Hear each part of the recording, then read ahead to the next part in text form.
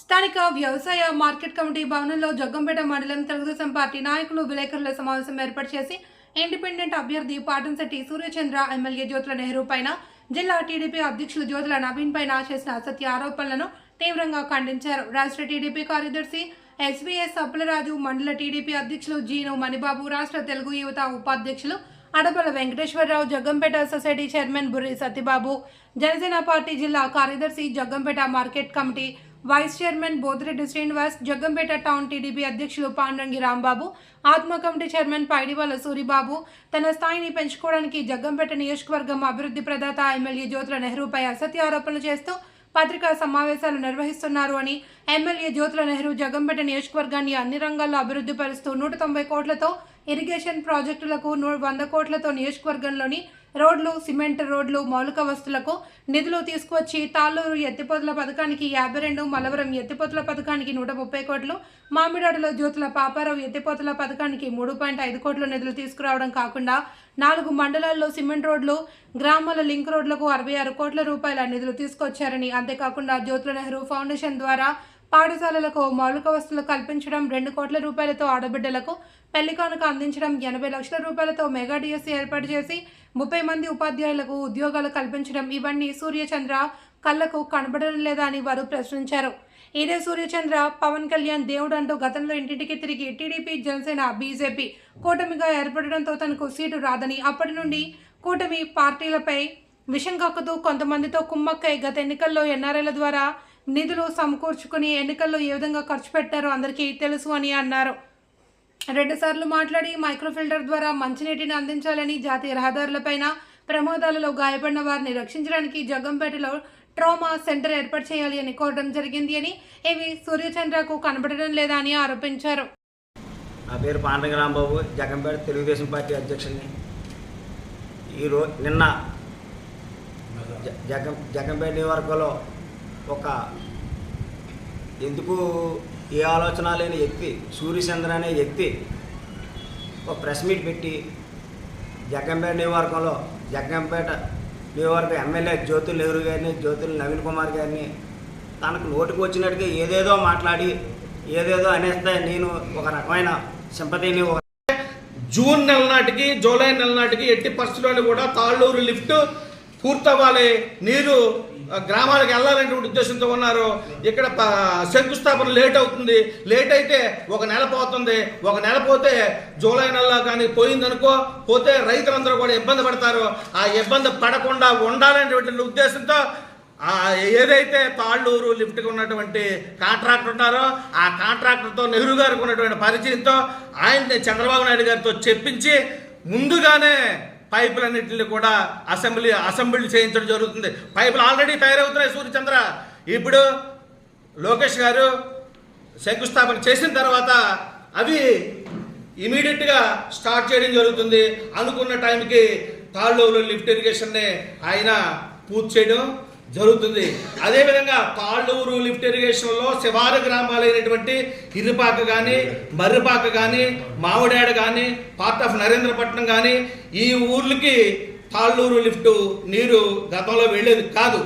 అందుగురించి జ్యోతుల నెహ్రూ గారు ఏం చేశారంటే ఈ గ్రామాలకు 1 ఎకరం కూడా నా నియోజకవర్గంలో ఉండకూడదు, వాటర్ లేకుండా ఉండకూడదు, సస్యశ్యామలంగా ఉండాలనేటువంటి ఉద్దేశంతో ఆయన ఏం చేశారంటే జ్యోతుల పాపారావు గ్రేడ్లు కేటాయించడం జరిగింది రాష్ట్ర వ్యాప్తంగా ఎమ్మెల్యేలందరికీ కూడా. అటువంటి గ్రేడ్లు జ్యోతుల నెహ్రూ గారికి రాష్ట్ర వ్యాప్తంగా మొట్టమొదటిగా 11వ స్థానం A+ గ్రేడ్ రావడం జరిగింది. అంటే నువ్వే చెప్తున్నావు కదా, చంద్రబాబు నాయుడు గారు అభివృద్ధిని కాంక్షిస్తారని, అభివృద్ధిని కాంక్షించేటటువంటి జ్యోతుల నెహ్రూ గారికి కూడా 11వ స్థానము A+ గ్రేడ్ ఇవ్వడం జరిగింది. అంటే నువ్వు చెప్పిందంతా కూడా అబద్ధం అని చెప్పేసి ఈ విలేకరుల సమావేశం ద్వారా నీకు చెప్పడం జరుగుతుంది. అదేవిధంగా నువ్వు ఇంకొక అభియోగం కూడా జ్యోతుల నెహ్రూ గారు మోపడం మీద పెట్టడం జరిగింది.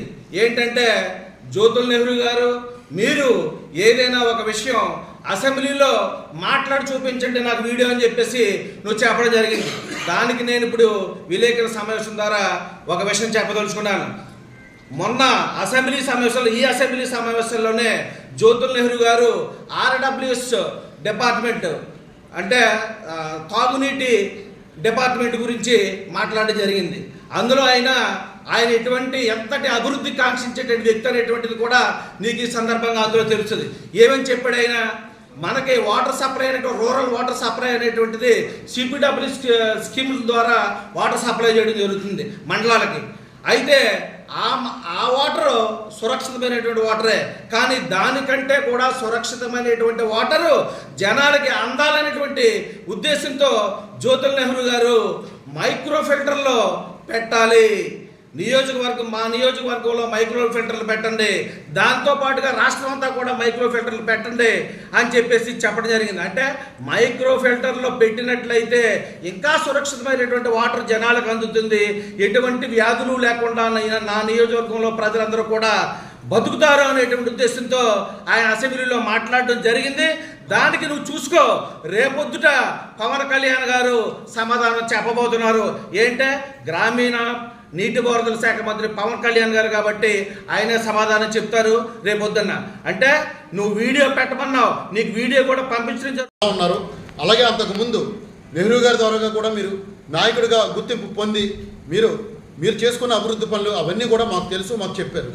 తర్వాత ఆయన వదిలేసిన తర్వాత మీరు ఎలా ఉన్నారనేది కూడా ఒకసారి మిమ్మల్ని మీరు ఆత్మపరిశీలన చేసుకోండి. మీరు చేసిన తప్పులు ఏంటనేది కూడా మీరు ఆత్మపరిశీలన చేసుకోండి. ఇక నియోజకవర్గంలో జరుగుతున్న అవకతవకల్ని, ప్రజలకు ఏదైనా అన్యాయం జరిగితే కనుక మీరు ప్రశ్నించండి, మీడియా ముఖంగా తెలియచేయండి. మీడియా ముఖంగా తెలియచేస్తే మీడియా ముఖంగా అధికారులు సమాధానం చెప్పి ప్రజాభివృద్ధి కోసం, గ్రామాభివృద్ధి కోసం, నియోజకవర్గాభివృద్ధి కోసం మనందరం కలిపి కృషి చేద్దాం. అంతే తప్ప లేనిపోని అబండాలతోటి, వ్యక్తిగత ప్రయోజనాలతోటి, వ్యక్తిగత రాజకీయ స్వలాభం కోసం అయితే కనుక అడ్డగారులు తొక్కడం కానీ, అడ్డగోలుగా ఓవర్ నైట్ నేను పెద్ద నాయకుడిని అయిపోవాలని అయితే కనుక ప్రయత్నం చేయడం అయితే కనుక తగదు అని చెప్పేసి తెలియజేస్తున్నాను. నాకు ఈ అవకాశం కల్పించిన పెద్దలకు, నాయకులకు, ప్రతి ఒక్కరికి నమస్కారం తెలియజేస్తున్నాను.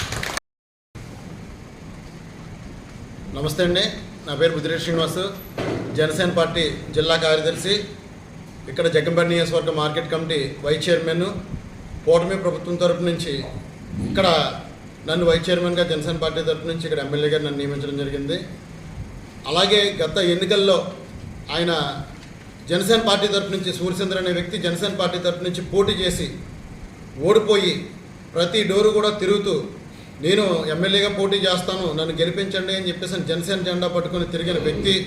అలాగే మొక్కల పంపిణీ అవడం అంటే ఈ రకరకాల వివిధ కార్యక్రమాల ద్వారాగా ప్రజల వద్దకు వెళ్ళి ప్రజల ఆశీస్సులు తీసుకొని నేను ఎమ్మెల్యేగా గెలుస్తాను అని చెప్పేసి ఆశపడ్డ వ్యక్తి.